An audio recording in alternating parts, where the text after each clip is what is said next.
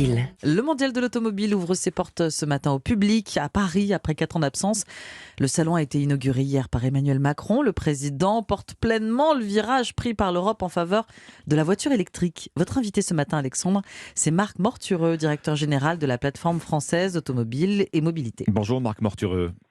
Bonjour. Vous représentez les industriels, les équipementiers, les fournisseurs de la filière automobile. Alors on retrouve le mondial de l'auto, 4 ans après la dernière édition. Cette année, ce salon se présente, et c'est un petit peu la promesse de l'affiche, comme la vitrine d'une révolution en marche. Le secteur de l'automobile est en train de faire sa révolution, prépare la fin de l'ère de l'essence.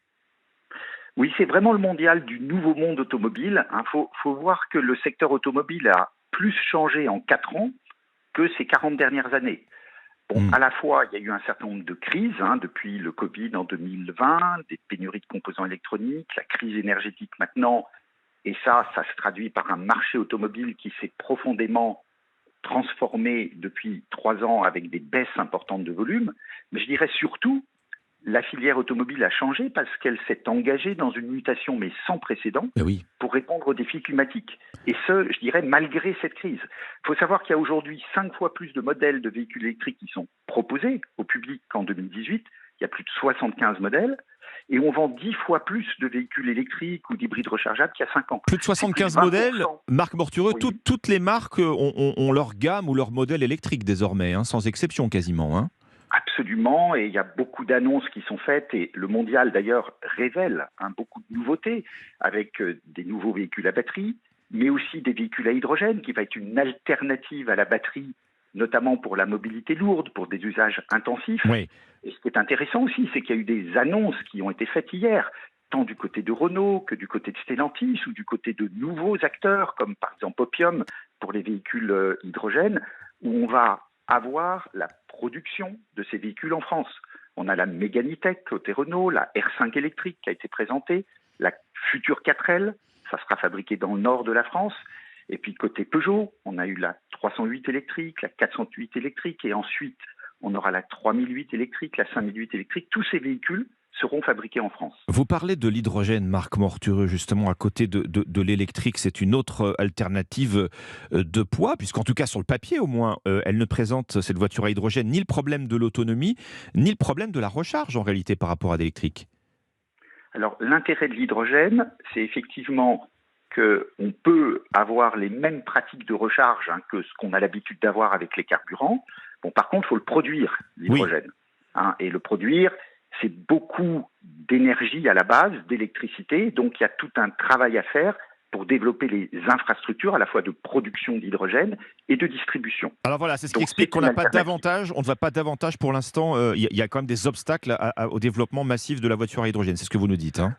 Pour les véhicules légers, c'est clairement le véhicule électrique à batterie qui devrait prendre la plus grande part de marché. Par contre, pour les véhicules lourds, pour des grands trajets, il faudrait des batteries extrêmement lourdes et ça n'a pas de sens. Et donc, il faut développer de l'hydrogène. 2035, interdiction de vente des voitures thermiques neuves dans toute l'Union européenne. À l'échelle de l'industrie automobile, c'est demain, 2035, Marc Mortureux. Oui, c'est très rapide et c'est un énorme bouleversement pour la filière.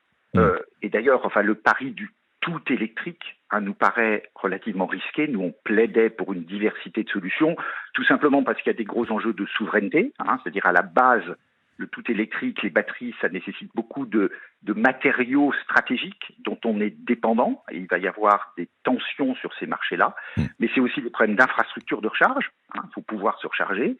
Et puis des enjeux industriels et sociaux pour nos entreprises et leurs salariés. Il faut savoir qu'on avait en France une industrie forte dans le domaine de la motorisation thermique. Oui, la stratégie du tout électrique, Marc Mortureux, c'est effectivement celle qui est privilégiée par Emmanuel Macron, le président qui plaide pour la production de 2 millions de voitures électriques en 2030. C'est faisable ?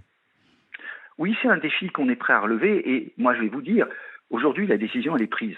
On n'a pas le choix et notre préoccupation, c'est de réussir. Et on met, vous verrez, les industriels accélèrent de façon absolument spectaculaire vers l'électrique.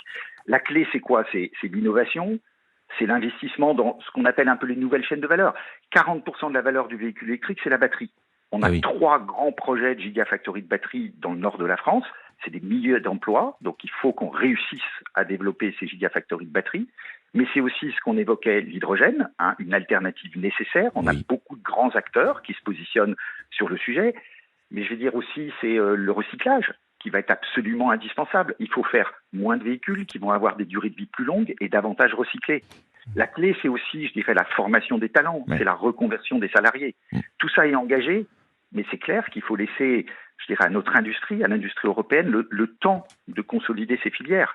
D'autant que, fondamentalement, on a quand même un atout. On fait tout ça pour lutter contre le réchauffement climatique. Eh oui. On a un atout en France, c'est qu'on a de l'électricité décarbonée. Donc, on a tout intérêt à réussir à investir en France. La Parce que quand on révolution. produit en France, c'est plus intéressant que de produire dans d'autres pays où il y a davantage Ouais. de carbone. La révolution est en marche. C'est l'affiche de ce mondial de l'auto à Paris Expo à partir de ce matin, ouvert au public et jusqu'au dimanche 23 octobre. Merci Marc Mortureux, directeur général de la plateforme française automobile. Merci à vous.